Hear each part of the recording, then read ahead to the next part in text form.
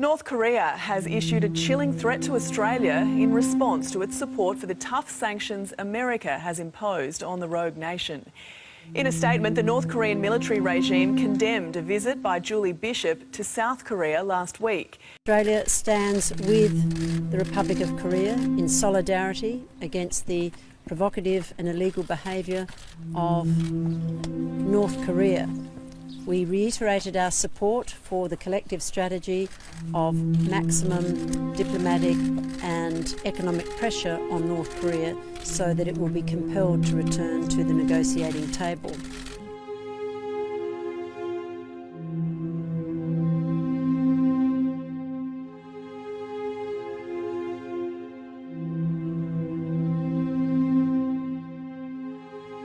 North Korea has described our support of the US as a suicidal act in yet another dramatic warning to the Australian government.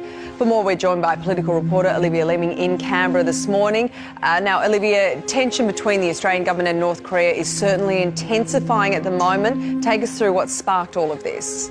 Good morning, Sally. It's this visit from two senior government ministers to South Korea that has infuriated the North. Foreign Minister Julie Bishop and Defence Minister Marise Payne travelled to Seoul earlier this week, and while they were there, they emphasised just how important it is to reach a peaceful resolution in the region. They stressed the need for more diplomatic pressure to stop North Korea's nuclear program and urged the country not to carry out any more weapons tests. But that has prompted North Korea to lash out at Australia for what it sees as aligning with South Korea and the US. We have taken part in joint military exercises, which it's not happy about. The state-run news agency said should Australia continue to follow the US in imposing military, economic and diplomatic pressure upon us, despite our repeated warnings, they will not be able to avoid a disaster.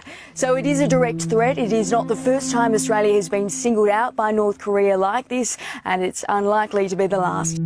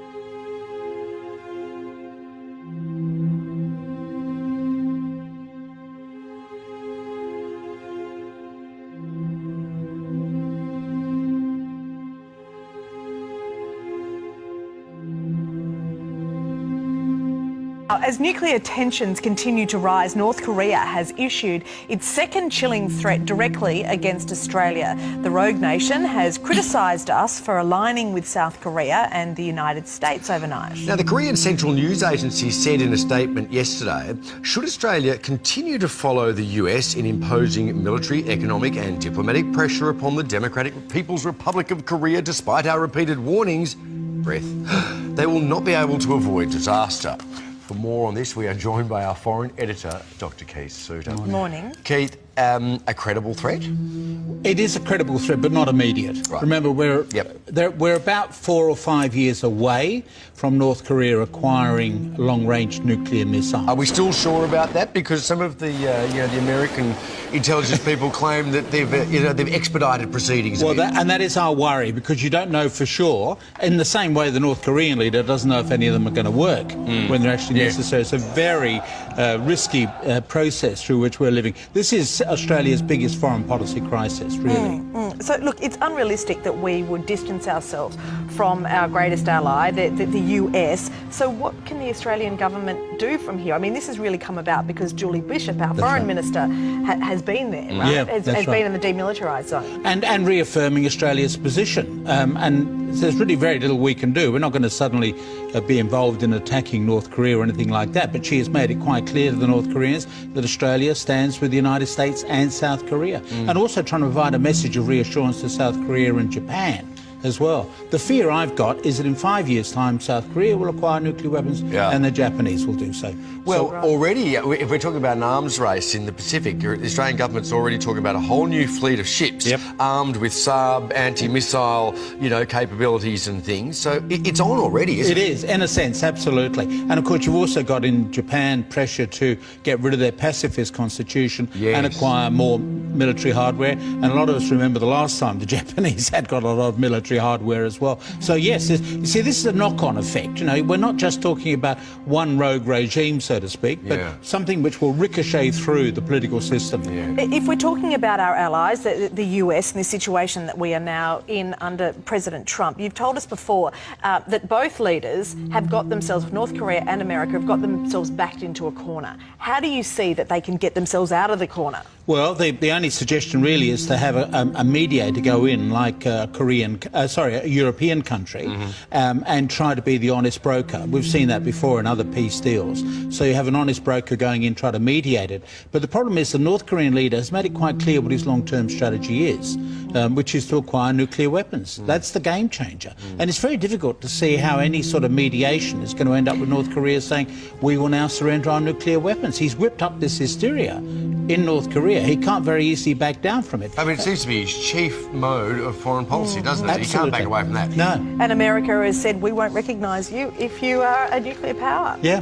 All right, thank you so much. Thank you. Thanks, Keith. North Korea has warned of disaster should Australia continue backing the United States. Prime Minister Malcolm Turnbull says Australia will come to the aid of the United States if they're attacked by North Korea. 7 News US Bureau Chief Mike Amor joins us now from Los Angeles. And Mike, Donald Trump says the time for talking is over, and Malcolm Turnbull says Australia has got his back. Yeah, that's right, Eddie. The tough talking heats up not only from the US President but also our Prime Minister. Prime Minister Malcolm Turnbull warned the risk of war gets greater all the time and said this morning on Sunrise that if America is attacked, Australia would go to war. Let's listen. Clearly, if the United States were attacked, then under the ANZUS Treaty, we would come to the aid of the United States. So we would go to war if with the the United US. States were attacked, that's right. We would come to the United States aid, just as if we were attacked under that treaty, the United States would come to our aid.